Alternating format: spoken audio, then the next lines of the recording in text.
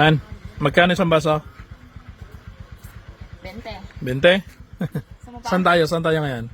Dito tayo sa Burgos. Burgos. Lahat ng nakikita mo, Hindi atin yan. Yan mga kabless, dito kami sa Burgos ngayon dahil may announcement ang SLCO 2 na brown out. Nadamay yung San Antonio, sa may Ilagan. Ngayon pupunta sana kami ng Bliss. Yung nakuha naming naupahan doon, ganun din. Ngayon, dito kami sa Burgos. At salamat sa Panginoon dahil hindi brown out dito. Kila Kabagis, kaya nandito kami ngayon.